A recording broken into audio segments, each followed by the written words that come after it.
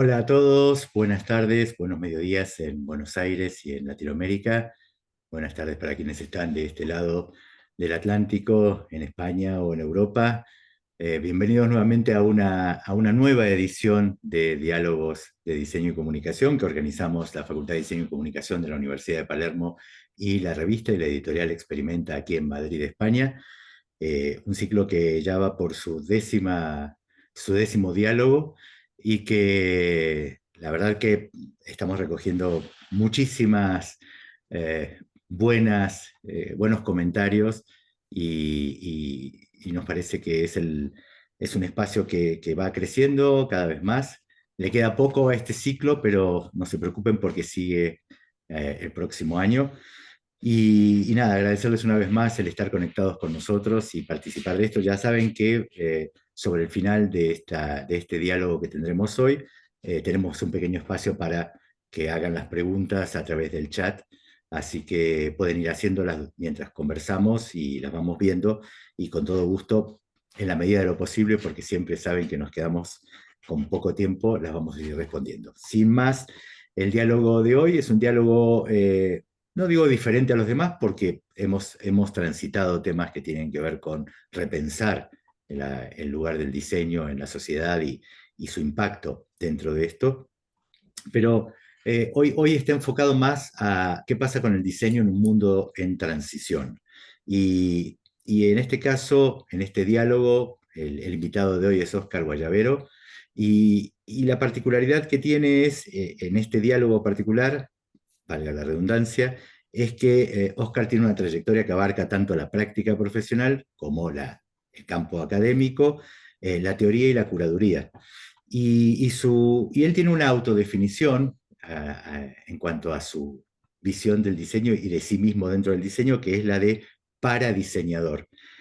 Voy a contar una anécdota. Cuando mandamos el material para la comunicación, me decían que había un error, que decía para diseñador, y yo explicaba que no había ningún error en esto, y justamente ahora lo va a contar Oscar, para que se entienda a dónde vamos con esto.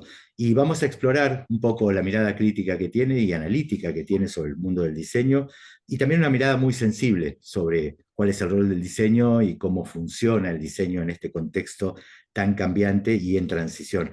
Y casualmente el próximo número de Experimenta habla de transición. Miren si no es, si todo no tiene que ver con todo lo que estamos hablando. Oscar además ha editado varios libros, con nosotros especialmente el diseño para el día antes, que paso a mostrarlo por aquí está. Y también hace muy poquito editó con Gili, con GG, editorial de GG, Neutopías, Nuevas Utopías y Diseño de Futuros. Así que sobre todo eso también vamos a hablar y sobre los imaginarios que propone como herramientas para repensar la práctica del diseño desde la ética, la colaboración y qué posibilidades hay a partir de esto. Ahora sí, bienvenido, Oscar. Muchas gracias, encantado de estar con vosotros. Bueno, vamos al principio de todo y a esta pequeña anécdota que contaba. Tú te defines como paradiseñador, un término que puede resultar intrigante y también provocador. Y la pregunta es, ¿qué significa exactamente esta idea? Si esto define tu forma de trabajar, tanto en la práctica como tu manera de entender el diseño en general. Ujú. Pues sí, la verdad es que en su momento cuando me inventé esta palabra nueva, este neologismo, fue porque lo que yo estaba haciendo en aquel momento, había mucha gente que me decía, pero esto no es diseño, porque hacía instalaciones o performance o cosas que tenían que ver siempre con la reflexión de eso, del diseño dentro de la sociedad, ¿no? Con el tiempo se ha ido configurando como una manera de explicar que yo estoy alrededor del diseño, por eso lo de para diseñador, ¿no? Pero no diseño exactamente. Es decir, no he llegado a hacer práctica directa, no tengo un estudio de diseño. Yo estudié diseño de producto, pero he estado muchos años en el campo de la comunicación, he estado asesorando a ayuntamientos, a entidades públicas y privadas sobre temas de comunicación y también de producto, pero no he ejercido como tal. Entonces, bueno, es una forma de explicar que en el diseño también hay otros perfiles posibles que se alejan un poco de la práctica más ortodoxa, pero que creo modestamente que también aportamos, bueno, pues una parte del diseño que creo que es importante, que es la autorreflexiva, un poco el diseño siempre tiene la tendencia a estar en crisis de identidad, ¿no? Yo creo que hay pocas profesiones que se pregunten tantas veces qué es esa misma profesión, ¿no? No me imagino los médicos en un congreso de cardiología diciendo, ¿qué es la cardiología, no? Y en cambio los diseñadores muy a menudo nos preguntamos qué es el diseño, ¿no? Pues ahí ando, un poco buscando algunas respuestas y sobre todo planteando preguntas alrededor de eso, de qué es el diseño en cada momento y qué función puede llegar a cumplir en la sociedad donde vivimos, que es a la que nos debemos en principio, ¿no? Sabes que esto que acabas de decir es interesante porque te podría decir que es casi una constante en todos los diálogos, esta que tiene que ver con, bueno, ¿qué es el diseño? ¿Qué se entiende por el diseño? ¿Qué significa ser diseñador? Y al margen de eso, además, el otro punto que tiene que ver con eso es esa indefinición nos lleva a una indefinición en la práctica eh, e incluso una cuestión que tiene que ver con la falta de reconocimiento, que es una demanda permanente de los diseñadores, como si, digamos, si el reconocimiento fuese algo fundamental para llevar adelante el oficio. En realidad no se reconoce lo que hacemos y esta es una crítica habitual. Y sin embargo, durante las charlas, cuando surgía esta reflexión sobre el reconocimiento, quedaba claro que sí hay un reconocimiento de nuestra tarea. El tema es, en esta indefinición acerca de lo que somos, empezamos a buscar un reconocimiento que probablemente esté equivocado, ¿no? Pero bueno, me acordaba de eso porque esto que acabas de decir es una constante. En el diseño para el día antes, el libro que acababa de mostrar y que editaste con nosotros en Experimenta, hablas de un diseño que actúa antes del colapso y además quiero que cuentes porque el libro está escrito y se edita en un momento muy particular, además. ¿Qué aprendizajes te surgieron de este libro a partir de escribirlo, de publicarlo? Y qué te sirvió de eso para tu nuevo libro, que además es un libro coral, que tiene, digamos, otros invitados, que es Neutopías? Ujú. Mira, en su momento, cuando empezó a escribir el diseño para el día antes, no debería ser un libro, era una especie de informe, estudio sobre el futuro del diseño. Y creo que como un par de semanas después de empezar a escribirlo, nos confinaron a todos con aquella famosa primavera, donde todos estuvimos confinados en casa, ¿no? Y claro, yo me planteaba el futuro del diseño, la verdad es que me importa bien poco, o sea, el futuro nuestro como especie, ¿no? Que era lo que parecía que estuviera en peligro en aquel momento.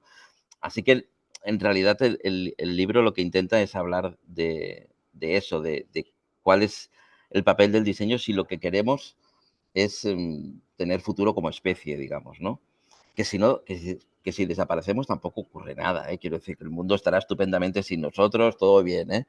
Pero si queremos llegar hasta el final, a ver si se casan, como decía el chiste, pues hombre, estaría bien que nos imagináramos qué estrategias podríamos tener para ver cómo salimos de esto. Y el título, cuando ya se confirió se configuró como un libro, creció a partir, porque era un estudio más académico para una universidad y luego tomó ya forma de libro con vosotros.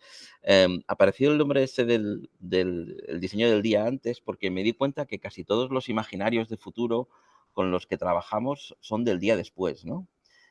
Por ejemplo, la ciencia ficción es muy evidente, ¿no? El día después de una guerra nuclear, de que los robots han tomado el mundo, de que se ha acabado la comida o se ha acabado la gasolina, de que siempre es el día después. Entonces, siempre es la historia de supervivencia de unos pocos que intentan, pues, bueno, pues sobrevivir en unas circunstancias muy difíciles, digamos, ¿no? Y yo pensaba, hombre, pues igual en lugar de hablar del día después, podríamos hablar del día antes, ¿no?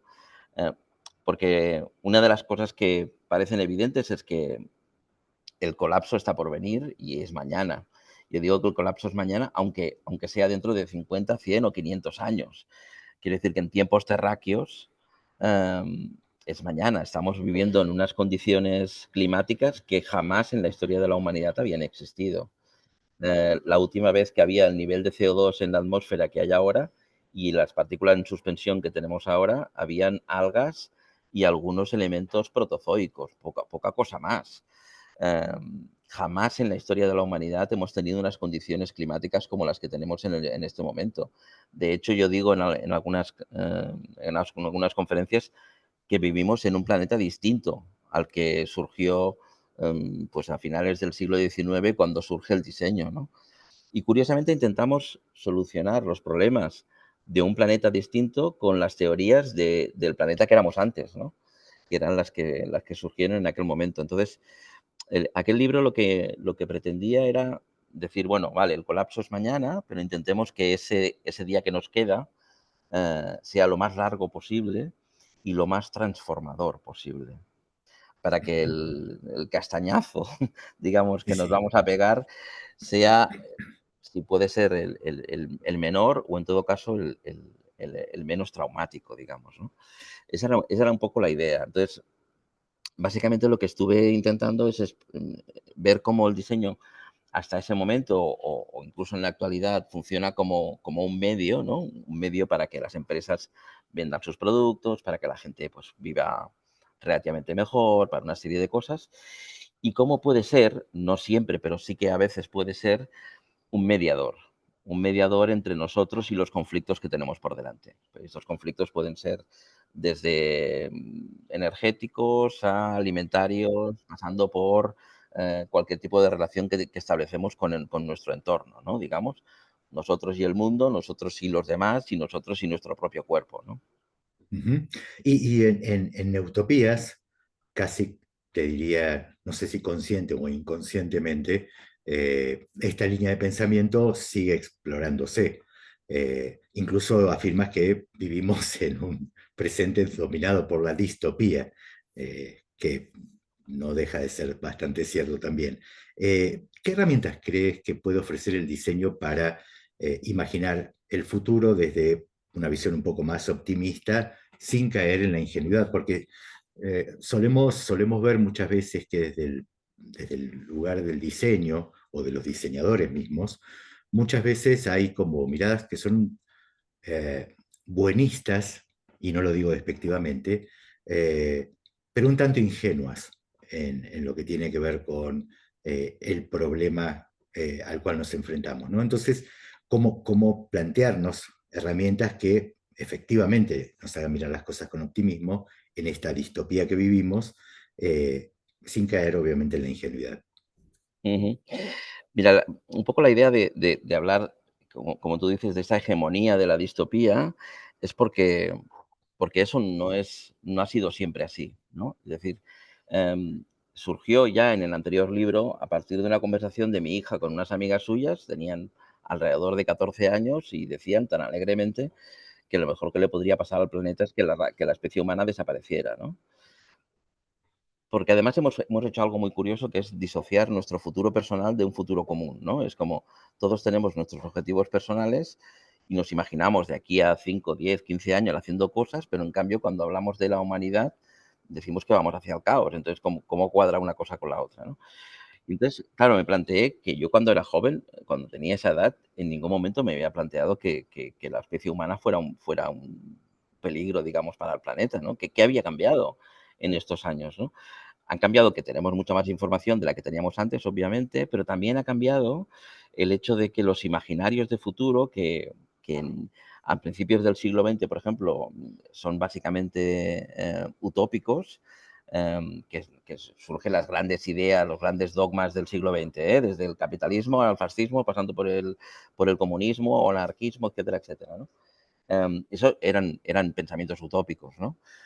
Con muchas dificultades, porque, como siempre digo, eran pensamientos utópicos 360 grados, es decir, eran cerrados y, por tanto, cualquier diferencia se entiende como disidencia y hay que alinearla, ¿no? A partir de un momento de la decepción de esas utopías em, y del advenimiento del neoliberalismo, se establece un poco aquello que le llamaban a Margaret Thatcher, que le llamaban Tina, ¿no? El TINA es el acrónimo de There is not alternative, ¿no? No hay alternativa, ¿no? Esa idea de plantearnos que en realidad lo que viene va a ser peor, porque es una manera perfecta de desactivar el presente. En realidad, ahora que no nos oye nadie, a mí el Ujú, futuro me importa poco. Lo que me claro. importa es el presente. Pero Ujú, para que el presente sea activo, necesito que creer que el futuro tiene sentido, que en el futuro puedo hacer algo. Porque si lo que creo es que el futuro es infinitamente peor, oye, nos vamos de copas. Quiero decir, lo dejamos todo y ya vendrá el apocalipsis y ya está, ¿no? Entonces, ¿qué es lo que me mueve a hacer cualquier cosa hoy? ¿No? Desde levantarme por la mañana para trabajar hasta montar cualquier tipo de iniciativa, desde una cooperativa hasta un huerto urbano, pasando por la coeducación, pasando por cualquier cosa de las muchas que están pasando, ¿no? Entonces, en Neutopías lo que hago es recoger un poco esa idea de que, esos imaginarios de futuro son hegemónicamente distópicos e intentar plantear alternativas a eso. Porque parto de una idea que puede resultar, como tú decías, ingenua. Yo distinguiría entre inocente e ingenua. A mí ser inocente me parece interesante porque puede ser revolucionario. Ser ingenuo no tanto porque entonces ignoras los problemas, ¿no? Pero cuando eres inocente no ignoras los problemas. Lo que pasa es que eh, piensas que a pesar de esos problemas sí hay alguna opción, ¿no? Pues la idea es plantear que em, tenemos que ser radicalmente optimistas por una cuestión casi de necesidad. No hay presente que no exista, o sea, no hay presente que exista que antes no haya estado pensado por alguien, ¿vale? Es decir, todo lo que ocurre, salvo los efectos, o sea, los acontecimientos, digamos, naturales, han estado pensados por alguien, ¿vale? Todo. Por tanto, si solo pensamos que va a haber una distopía, si solo pensamos que vamos a vivir en el apocalipsis, pues vamos a tener el apocalipsis, obviamente. Si algunos, cuantos más mejor, somos capaces de imaginar escenarios en los que hay la posibilidad de vida, em, esos escenarios entran dentro del bombo, digamos, de la lotería de lo que podríamos llamar futuros posibles. No ujú. serán futuros probables, porque el futuro más probable parece ser que es, pues eso, una situación compleja de tecnofascismo, por ejemplo, pero en cambio pueden ser posibles. Y Eh, muchas eh, veces, eh, es interesante, perdón que te interrumpa, pero que quiero reforzar algo que estás diciendo que me parece sumamente interesante. Lo primero es que estas distopías entran casi en el terreno de la profecía autocumplida, ¿no? Es decir, esto va a ser inevitablemente de este modo, y entonces, bueno, como tú dices, vámonos de copas. Eh, y lo otro es, y creo que y es un punto muy para marcar, esto que planteas del optimismo, ¿no? Es decir, tenemos derecho al optimismo. Nosotros somos de una generación, yo probablemente un poco mayor todavía, en la que creíamos que podíamos cambiar el mundo, ¿no? Y creíamos que estaba en nuestras manos modificar la situación a partir del presente para tener un futuro un poco más interesante para todos, ¿no? Dentro de este escenario, entonces, que tú estás planteando, y quiero volver a rescatar esto que dijiste, eh, la idea del optimismo, tener una mirada optimista y al mismo tiempo imaginar futuros de forma optimista. sí, mira, justo este fin de semana he estado en un encuentro con artistas y una chica de Colombia soltó una frase en un momento determinado que me llegó y se me quedó grabada a fuego. Me dijo, mira, el pesimismo es un privilegio de clase. Y dije, wow. Es decir, solo aquellos que tenemos la vida más o menos solucionada podemos permitirnos el lujo de ser pesimistas y decir, uy, el mundo está fatal, todo es un desastre, nos vamos de cabeza al abismo, etcétera, etcétera. Las personas que viven en una fragilidad y en una precariedad importantísima no se pueden permitir ese lujo, porque tienen que luchar todos los días para existir directamente, ¿no? Entonces no se pueden permitir ser pesimistas. Y eso se me quedó grabado porque pensé que a veces cometía ese error yo mismo y vi reflejados algunos de mis amigos que tienen una vida relativamente cómoda, no digo que sea estupenda ni maravillosa, pero relativamente cómoda, y que viven instalados en el pesimismo, porque además el pesimismo es tremendamente cómodo. Quiero decir, ser pesimista no te obliga a hacer nada. Si crees que lo que viene es peor, te puedes quedar en el sofá viendo Netflix, no pasa nada. Pero si crees que hay alguna probabilidad de mejorar ese futuro, es cuando te tienes que levantar y tienes que hacer algo. En nuestro caso, desde el mundo del diseño, tienes que hacer algo con tu profesión, más allá de cumplir con tus encargos y de sobrevivir, que ya es suficientemente difícil, em, para que el diseño sea, como antes decía, un mediador y para que sea una herramienta de cambio. Una herramienta de cambio en el sentido en el que puede ayudar a generar esos imaginarios que otros colectivos están haciendo. De hecho, siempre digo que el diseño tiene que hacer una cura de humildad. El otro día, Juli Capella, personaje al que adoro y que lo quiero muchísimo, decía el diseño salvará al mundo, ¿no? Con una cierta ironía y con ese sentido del humor que le caracteriza. Yo digo, yo siempre empiezo las conferencias diciendo, el diseño salvará al mundo y siempre digo, no. Pero, y ese pero es importante, puede ayudar, puede colaborar Exacto. con la gente que lo está haciendo, la gente que lo está intentando. Yo, por ejemplo, Eh, explico una anécdota personal, ¿eh? Hace unos años entré en una cooperativa de consumo, ¿vale? Esas cooperativas que son grupos de personas que se ponen en contacto con proveedores, en este caso de verduras, ¿no? Y que se ahorran, digamos, los márgenes de los distribuidores, etcétera, etcétera, ¿no? Eh, los intermediarios. Bueno, pues me dijeron, ah, eres diseñador, qué bien, nos harás un logotipo. Y yo pensé, ¿un logotipo? ¿Para qué necesitamos un logotipo? Somos una cooperativa pequeña, pues, no hacemos publicidad, no sé. Y dije, bueno, déjame que me integre un poco, a ver qué tal. Y entonces, lo único que intenté hacer es ordenar un poco la información que teníamos, ¿no? Teníamos 3 canales de información, teníamos un canal de WhatsApp o de Telegram, teníamos un chat de mails y después teníamos la pizarra en el local donde íbamos a recoger las cajas, ¿no? Y dije, mira, vamos a hacer una cosa, porque me di cuenta que las personas mayores tenían la sensación de que en el chat este de WhatsApp todo iba demasiado rápido. ¿Sabes? Cuando pasa a veces cuando estás en una cena de Navidad y de repente las personas más mayores dicen, jo, cuando voy a hablar decir algo ya habéis cambiado de tema. Pues un poco la misma sensación tenían esa gente cuando estábamos hablando en el chat. Entonces dije, vale, no podremos poner nada en el chat que no esté en la pizarra del local. Eso redujo muchísimo toda la morralla, digamos, toda la... sí, sí. Se creó un segundo chat para quedar para hacer cafés, que me parece estupendo. Pero lo único que hice fue intentar ordenar un poco la información. ¿Eso es diseñar? No tengo ni idea.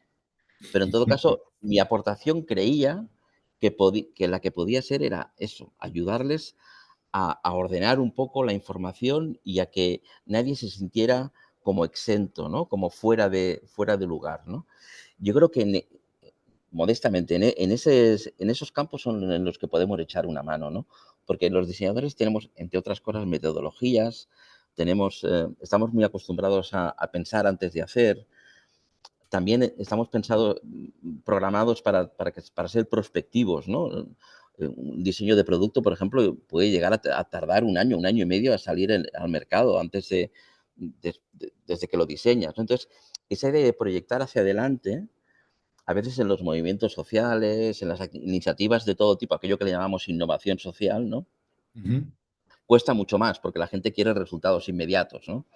Y los diseñadores quizás podemos aportar un granito de arena que es intentar modular esa ansiedad de que tiene que ser ya y hablar de cosas como en el libro hablo, por ejemplo, de la protopía, ¿no? La protopía que es eso de que mañana sea mejor, pero solo un poco mejor. No hace falta que sea tremendamente mejor, porque eso nos quita como el peso de la responsabilidad de cambiar el mundo en 2 días, digamos, ¿no? Esto es una constante muchas veces que tiene que ver con, bueno, entendemos a la utopía como un motor de la historia, ¿sí? Es decir, pero también entendemos desde una perspectiva realista que una utopía no es algo que vayamos a alcanzar, sino que es una dirección que nos trazamos, ¿no? Y entonces esto que planteas tú como proto, que tiene que ver con estos pequeños pasitos, pequeños cambios, pequeños aportes, lógicamente van a sumar. Y hay algo que decías recién y es algo muy presente en tu pensamiento y en tu forma de trabajar, es esta del diseño como mediador, ¿no? En este caso, mediando en una situación de comunicación, por ejemplo, y en tu trabajo de curaduría, que tú tienes una especialidad, para llamarlo de alguna manera, en el campo de la curaduría y, digamos, ¿cómo es la curaduría hoy desde esta perspectiva? Se limita simplemente a montar una muestra en particular que tenga una cierta coherencia? O bien tu rol como curador es un rol de mediador que busca que vaya mucho más allá de lo que se exhibe, de lo que se muestra o de lo que se está planteando? Ujú. Bueno, claro, dependerá bastante del encargo, ¿no?, que tengas y digamos, del proyecto, pero yo siempre intento que las exposiciones, tengan objetivos diversos, digamos, ¿no? Siempre intento una exposición casi como una cebolla que tiene muchas capas, ¿no? Y en algunas de las capas lo que intentas es, como digo yo, mover el árbol, ¿no? A ver cuántas cuántas manzanas caen. Quiero decir, eh, tocar los límites, desbordar los límites profesionales, por ejemplo, es algo que siempre me ha interesado, porque me da la sensación de que con diseño el diseño se mira demasiado a sí mismo, acaba siendo, demasiado, bueno, como egocéntrico, ¿no? Como, Ujú. Sí, como la autorreferencia es la autorreferencia una mala costumbre. y sobre todo la idea de qué dirán mis compañeros de profesión de lo que estoy haciendo, ¿no? Entonces, ahí entran también los premios profesionales y todo ese tipo de cosas que son necesarias, no lo digo que no, pero que puede caer un poco en la autocomplacencia, ¿no? De decir, mira qué guapos somos, mira qué cosas más chulas hacemos, ¿no? A veces voy a congresos y a festivales de diseño y las conferencias de los diseñadores que vienen, que suelen ser hombres, por cierto, tienen esa idea de mira qué chulo soy, ¿no? Mira qué cosas más guapas hago, ¿no? Y en cambio, las conferencias que me interesan y las exposiciones que me interesan son aquellas que me plantean preguntas, ¿no? Aquellas que lo que están haciendo es decir, vale, las cosas son así, pero también podrían ser de otra forma. ¿Hasta dónde podemos llegar? ¿Cuál es el límite disciplinar? ¿Por qué los diseñadores seguimos trabajando con argumentarios y con metodologías de principios del siglo XX cuando estamos en una situación absolutamente distinta? Independientemente de si el diseño acaba siendo digital, porque al final muchas veces el diseño que parece que tenga unas metodologías muy sofisticadas, porque es que si la experiencia del usuario, que si no sé qué, que si todo ese tipo de lenguaje más digital, si lo traduces a lo analógico, es casi exactamente lo mismo que lo que hacíamos hace muchos años, ¿no? Entonces, creo que tenemos que pasar de pantalla, sinceramente. No soy nadie para hacerlo, no pretendo ser como, como Víctor Papanek en su introducción del libro El diseño para el mundo real. Dice que los diseñadores somos la segunda peor profesión del mundo, solo por detrás de los publicistas, porque dice que los publicistas hacen que la gente compre cosas que no necesita con dinero que no tiene para impresionar a la gente que no le importa, pero que los diseñadores como fabricantes, digamos, de esas cursiladas que venden los publicistas, merecemos un segundo lugar. No llego a eso, pues, para nada. Tengo mucho respeto a las personas que se dedican al diseño de forma profesional y los admiro profundamente, aquellos que tienen, digamos, una experiencia y un saber del oficio, pero me parece que así como el diseño tiene una dimensión académica, que surge a finales del siglo XIX, principios del XX, con la revolución industrial,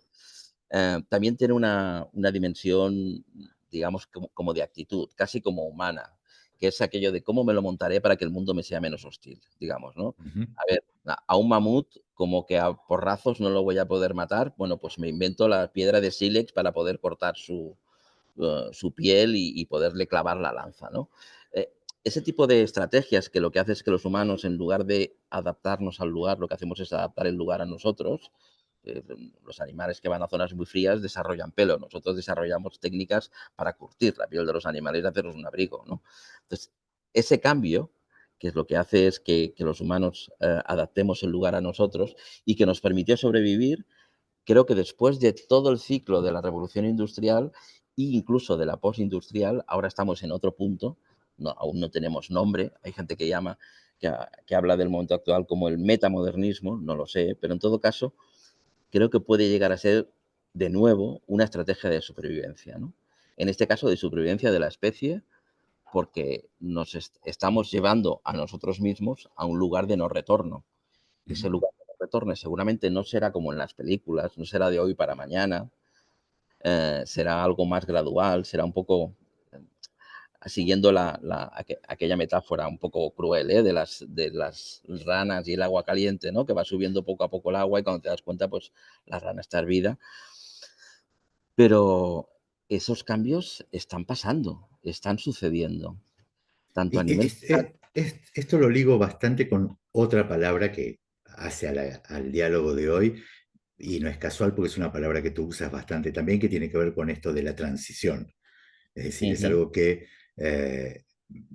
el diseño está permanentemente acompañando, diría, esta transición, ¿no? Cuando tú planteas, bueno, ha cambiado el mundo, no es el mundo de la revolución industrial con el nacimiento de la profesión, si quieres, como tal. Algunos dicen que nace con la revolución industrial, pues es un tema debatible, lógicamente, pero quiero decir, hay un proceso de transición que sabemos que no es el mismo, que estamos viendo hacia dónde va y que incluso todavía no le podemos dar nombre, ¿no?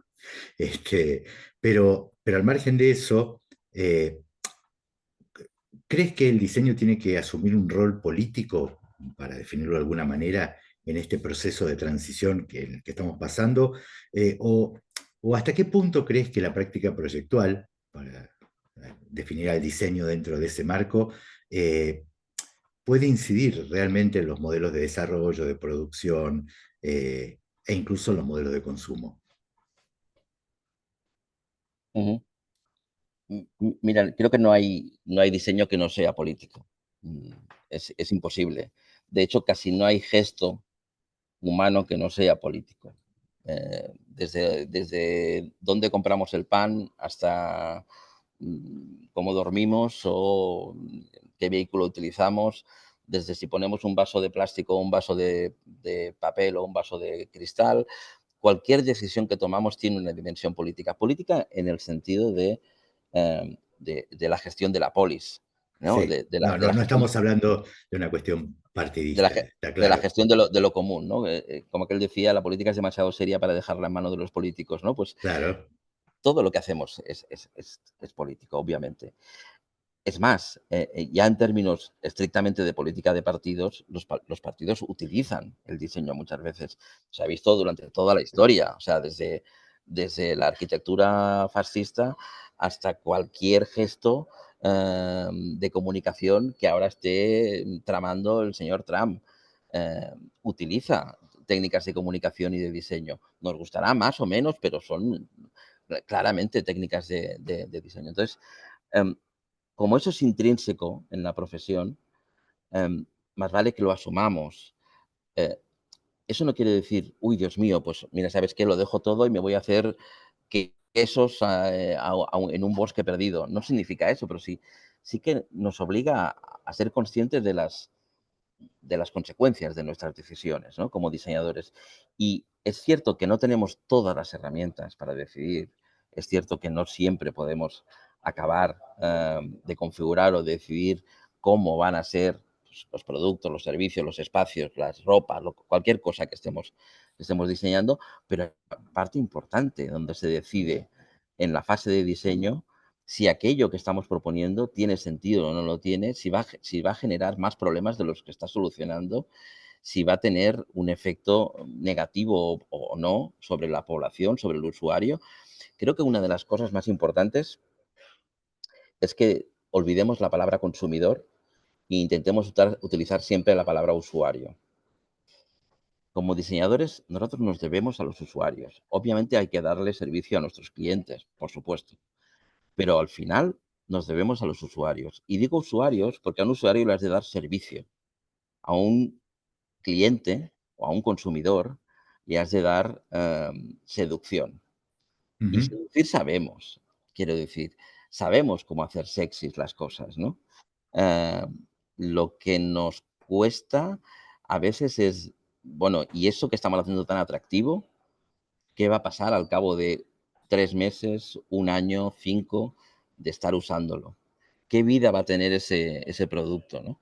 Una de las cosas que creo que y cada vez está pasando más, ¿eh? No es que me lo invente yo, que los diseñadores tenemos que tener en cuenta es todo el currículum de un producto, ¿no? O sea, desde donde sale la materia prima que estamos utilizando, en qué condiciones se está extrayendo, cómo se está fabricando, cómo se está distribuyendo, cómo se está vendiendo, cómo se está usando y qué pasa después de ese uso, ¿no? Cómo se va a reutilizar, a reusar, a reciclar. Esas son preguntas que nos tenemos que hacer sí o sí. No podemos no hacérnosla. Otra cosa es Eh, otra cosa eso es que no tiene, tengamos todas las herramientas para poder controlarlo, pero al menos tenemos que hacernos esas preguntas, ¿no? claro, porque efectivamente no tenemos todas las herramientas ni tenemos el poder de decisión en el proceso completo, en el proceso complejo y completo, pero sí es cierto, como decía Norberto Chávez, ¿no? Que había que quitar al diseñador de la última etapa del proceso productivo y llevarlo a la primera etapa del proceso productivo en la que se piensa cuáles son los alcances de eso que se está produciendo y cómo eso va a impactar en la economía, en la cultura, en la sociedad, en el ecosistema, etcétera, ¿no? Eh, entonces, como bien dices, probablemente no tengamos la decisión de poder, lógicamente, o el poder de decidir, para decirlo de una manera más apropiada, pero sí tenemos una cuota de parte de responsabilidad e incluso tenemos un poder intrínseco en la generación de estos productos que nos obligaría a tener que pensar de verdad en las consecuencias de lo que estamos haciendo, ¿no? Eh, digamos, eh, tú hablas también, y como hablábamos recién con el tema de Neutopías, justamente sobre la creación de futuros posibles, pero también haces hincapié, y eres un gran conocedor y estudioso también de la historia del diseño en general. Eh, Has visto que siempre el diseño es como la moda, ¿no? Que la moda siempre se recicla a sí misma y toma una corriente o algo que pasó 30, 40 años y lo trae al presente, ¿no?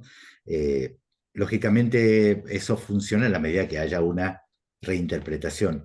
¿Tú crees que hay alguna escuela de diseño o de pensamiento de diseño histórica que todavía siga siendo vigente en cuanto a su esencia y que podría replantearse en la mirada? En Europa estamos aquí con esto de la New Bauhaus, ¿no? Ujú. Eh, que yo lo tomo con pinzas también, me parece más una acción de marketing que otra cosa, pero al margen de eso, ¿tú crees que hay una corriente que pueda hoy traerse al presente revisionada también? Ujú. Mira, lo que te decía hace un rato, que estábamos en un momento en el que ya no es la posmodernidad, hay gente que habla de la transposmodernidad, gente que habla de la posposmodernidad. A mí me gusta bastante el término metamodernismo para denominar lo que estamos viviendo. Y hay un concepto que hablo en el libro de Neutopías, que es la ontología.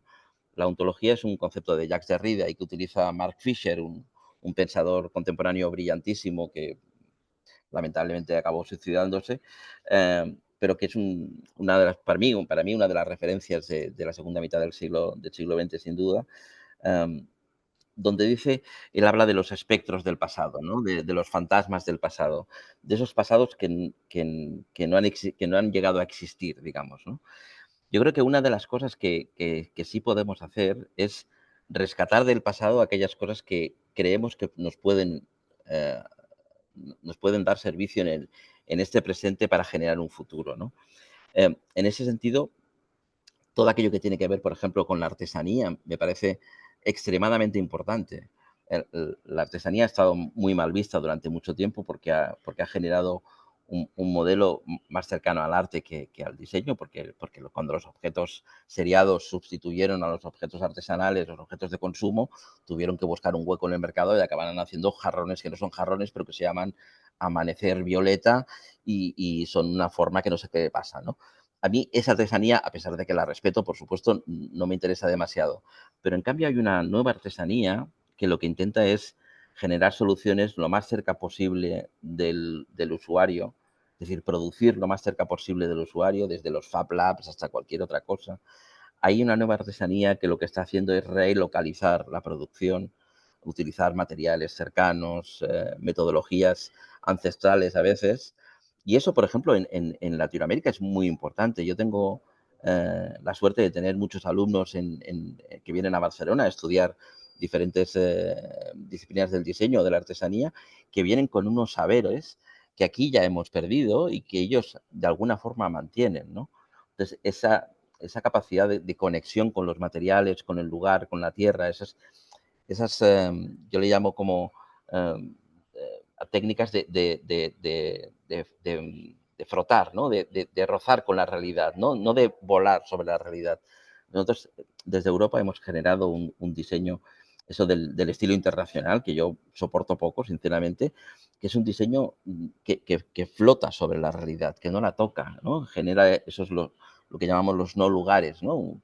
Un espacio que podría ser igual aquí que en Helsinki, que en Tijuana, eh, no sé, en Singapur, ¿no? Ujú, Y me parece muy importante recuperar aquello que del pasado nos puede ser útil para este presente. Por ejemplo, hay un personaje que para mí es perfectamente vigente, que es William Morris. Él escribió esa novela que se llamaba Noticias de ninguna parte o de ningún lugar, no sé cómo es la traducción exactamente, eh, que es una novela utópica, donde explica una especie de futuro. Es un tipo que se echa la siesta y se despierta en el año 2000. Él la escribió a finales del 19, en un Londres que está compensado la parte industrial con la parte, digamos, agrícola, donde la gente disfruta de su profesión, porque son básicamente artesanos, donde hay una serie, claro que es utopía y es imposible, ¿eh? Pero hay rasgos en esa realidad que me parecen muy importantes y muy sugerentes para la actualidad. Y aquellas personas, aquellos grupos, aquellos movimientos que están intentando cambiar la realidad, inconsciente o conscientemente están tirando de esos imaginarios. Están tirando de esos lugares que quizás no ocurrieron, pero que en todo caso nos dan pistas de qué es lo que puede llegar a ocurrir, ¿no? Hay una, ahora que lo nombras, hay como está empezando a haber como una revalorización del pensamiento y de la acción de William Morris en los últimos 5 o 7 años. Probablemente además porque de algún modo él y todo el grupo de gente alrededor de él, lógicamente, fueron como el punto de inflexión entre esto que planteas de una artesanía con sentido, no decorativa, exclusivamente decorativa, y un proceso protoindustrial, digamos, que estaba iniciándose, ¿no? Probablemente ese redescubrimiento de Morris, que al mismo tiempo, como bien decías también ahí por la novela, una visión utópica que sin embargo él estaba llevando a la práctica, entendiendo que era una utopía, en ese sueño, digamos, él la estaba llevando a la práctica actual de su momento, ¿no? Eh, Creo que probablemente ese reencuentro entre lo que somos, la raíz de lo que somos y lo que tiene que ver con nuestro espacio de alrededor, el mundo más cercano al que tenemos, probablemente sea, como tú bien dices, uno de los principales motivos para mirarnos de vuelta hacia adentro en el diseño y pensarlo ahora en visión de futuro, porque finalmente cuando hablamos de artesanía muchas veces tenemos la idea de esa artesanía quedada en el tiempo, y lo que no estamos entendiendo es que esa artesanía fue creada en su tiempo y daba respuesta a las problemáticas de su tiempo, y que Exacto. lógicamente no es la problemática de hoy, pero sí la esencia, ¿no? Para ir terminando, pues se nos va el tiempo y quiero que algunos comentarios que hay aquí contarte. Te digo que nos están viendo desde México, desde Córdoba en Argentina, desde Puebla en México, desde Uruguay, desde Chile, eh, tengo más por aquí, bueno, desde un montón de sitios. Dos cosas para terminar. La primera tiene que ver con algo que decías aquí desde Ambato, Ecuador también. Como educador, las nuevas generaciones, ¿crees que las nuevas generaciones de diseñadores tienen una conexión ética, vienen con una carga ética diferente a la que venía antes, o simplemente vienen a trabajar productos que van a entrar a un mercado? Esto es lo primero. Y conectado con esto, ¿cuál sería el legado de tu visión de paradiseñador hacia el futuro? ¿Qué te gustaría que quede de esta visión como paradiseñador al futuro? Ujú. Mira, yo a través del libro este de Neutopías, he hecho bastantes talleres de diseño de futuros con alumnos de diseño.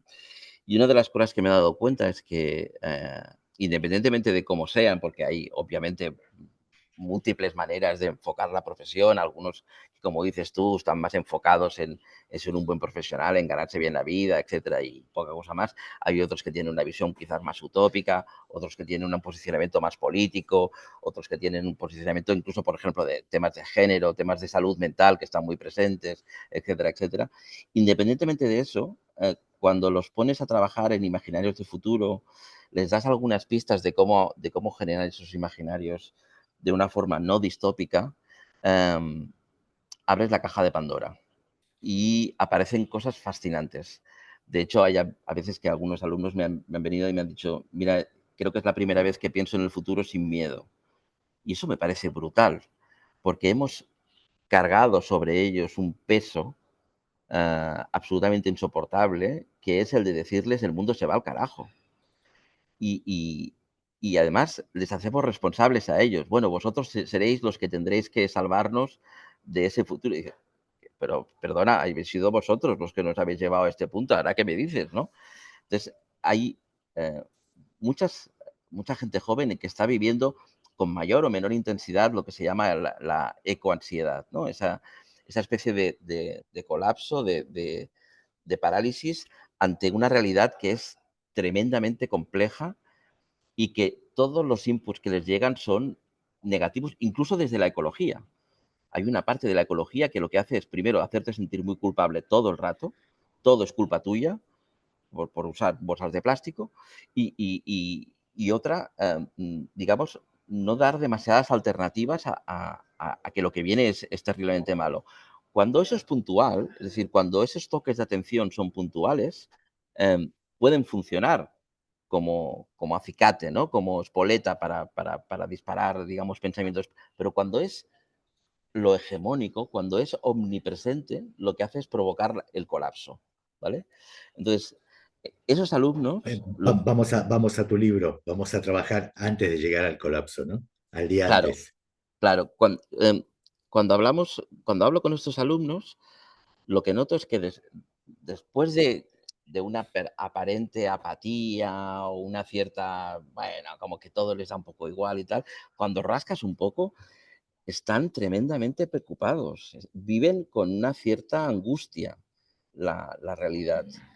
Y cuando les das la oportunidad de imaginar espacios de futuro en los que ellos puedan hacer algo, pequeño o grande, porque hay que ser muy modestos en nuestros objetivos, em, no diré que salen renovados de la clase, ni mucho menos, porque no lo pretendo, pero sí que abres pequeñas ventanas de esperanza, ¿no? De una forma de pensar que les puede llevar, o no, pero les puede llevar a tomar decisiones, creo que un poco más sensatas de las que hemos tomado nosotros muchas veces, ¿no?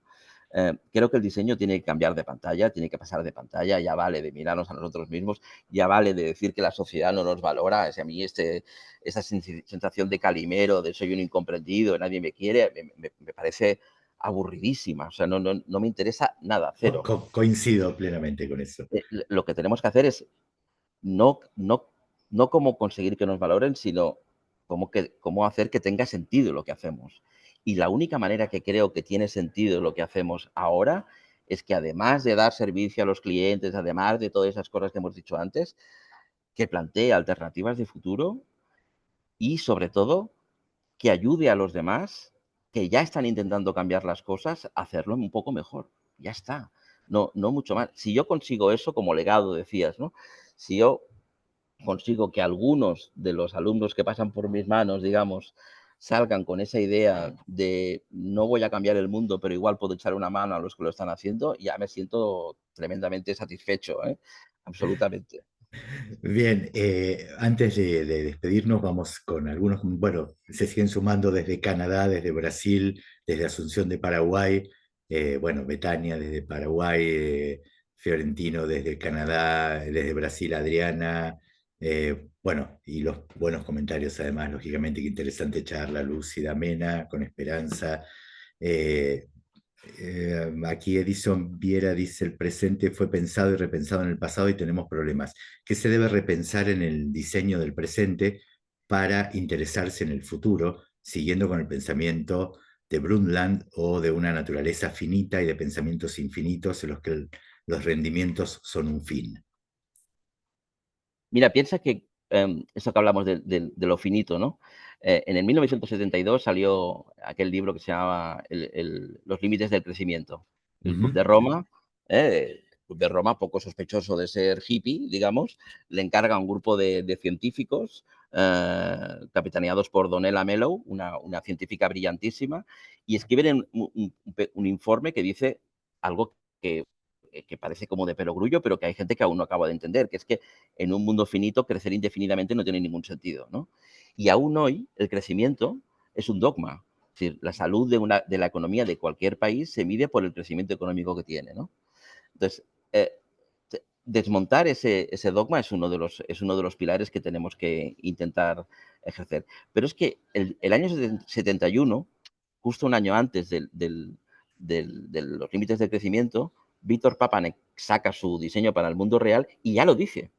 Quiero decir que el diseño, eh, con William Morris y con tantos otros, ha sido muchas veces el pepito grillo que ha dicho, oye, cuidado, nos estamos yendo a un lugar oscuro, cuidado con el uso de la maquinaria, cuidado con el uso de según qué cosas. También es cierto que hay mucho otro diseño que ha sido perfectamente cómplice, digamos, de la máquina y del engranaje capitalista para seducirnos y comprarnos, lo que decía Papanek, cosas que no necesitamos con dinero que no tenemos, ¿no? Pero, pero hay una parte importante de los diseñadores que siempre, quizás por esa idea de estar en crisis permanente de identidad, que siempre se ha preguntado cuál era realmente nuestra función, ¿no? Yo creo que eso es importante y hay que recordarlo. Desde el manifiesto aquel de First in First, ¿no? Lo primero es lo primero, donde se plantea cuál es la misión del diseño, en ese caso el diseño gráfico, ¿no? Ujú.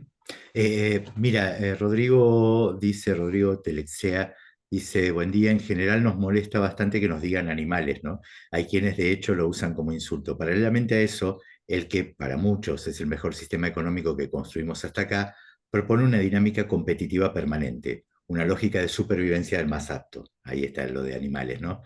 Nos propone mirarnos de manera fragmentaria, cada quien con lo suyo y con el otro como potencial competidor. Si el otro es un peligro, ¿cómo hacemos para ponernos de acuerdo para llevar adelante los desafíos que nos plantea esta coyuntura?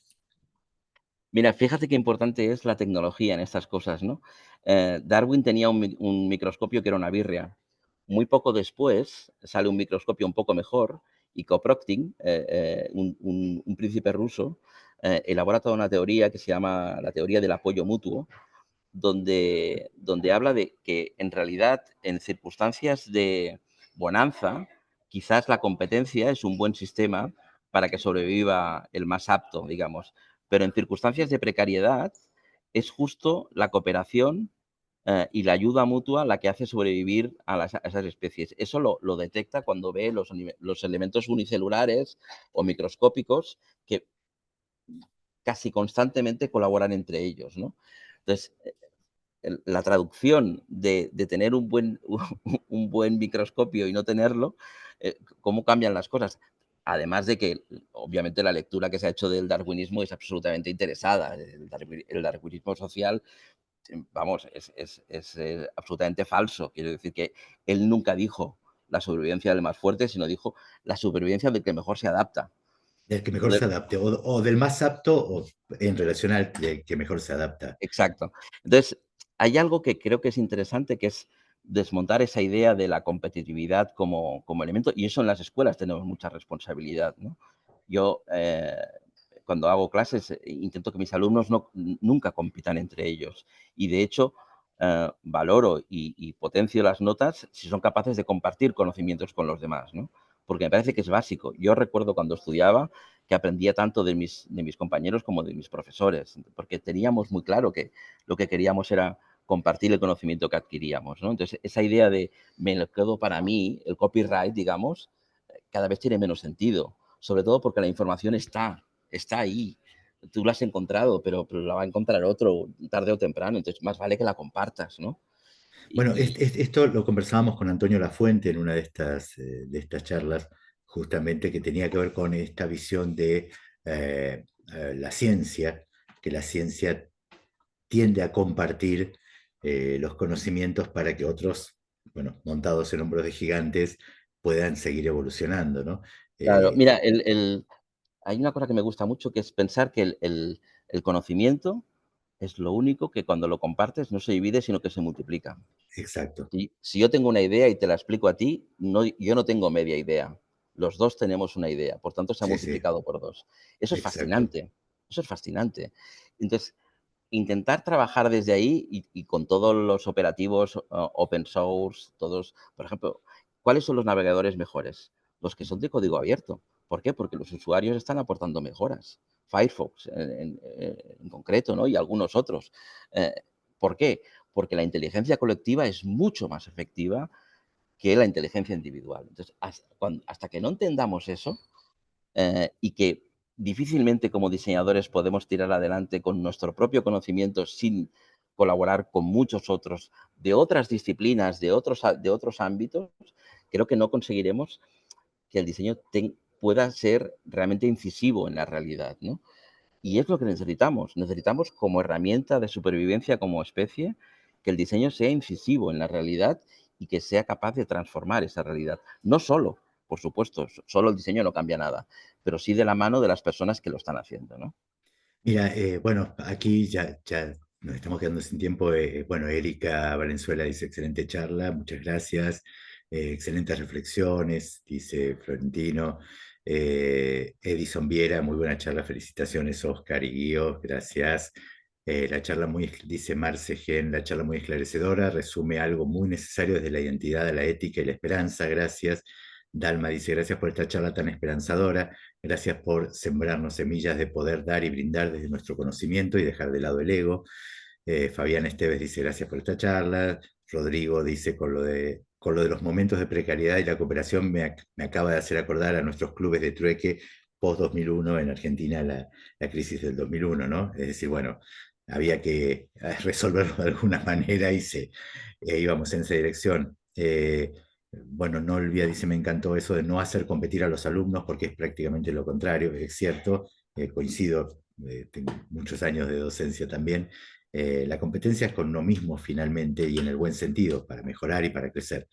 Eh, Me parece, Caterina dice, me parece súper optimista desde Buenos Aires esa idea de compartir conocimiento y dejar de ser competidores.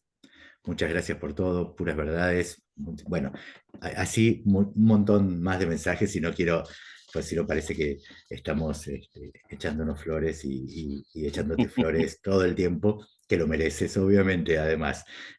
Nada, yo me gustaría ser alumno de ustedes, alumna de ustedes, dice María Beatriz. Encantado, María Beatriz. Eh, y bueno, y hay mucho más, gracias por compartir. Bueno, una cosa para ir cerrando y despidiéndote. En primer lugar, agradecerte, Oscar, por esta charla súper enriquecedora.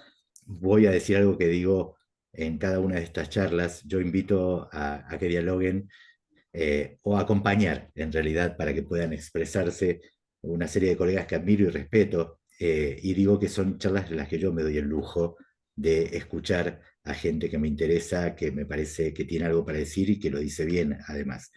Y esto ha sido, desde mi punto de vista, una visión lúcida, una visión comprometida, pero no comprometida en esto de las banderías, comprometida en el hacer, en el pensar, puesto en la práctica concreta. Y hay algo que me quedo de esto, y es algo que aparece bastante en el chat, y lo hemos, y me pone muy feliz de que así sea, que esperanzador y optimista. Y me pone muy feliz que todos los que están aquí escribiendo estén diciendo justamente eso, ¿no?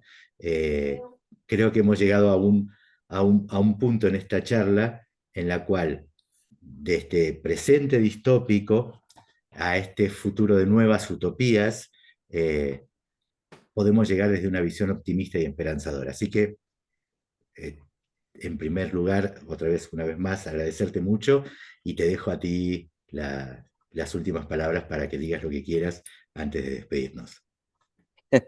Bueno, nada, encantado de estar con vosotros y muchas gracias por los comentarios.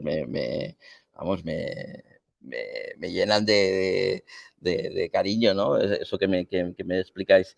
Eh, recojo que he visto rápidamente a alguien que ha preguntado, ¿qué pinta la IA en todo esto?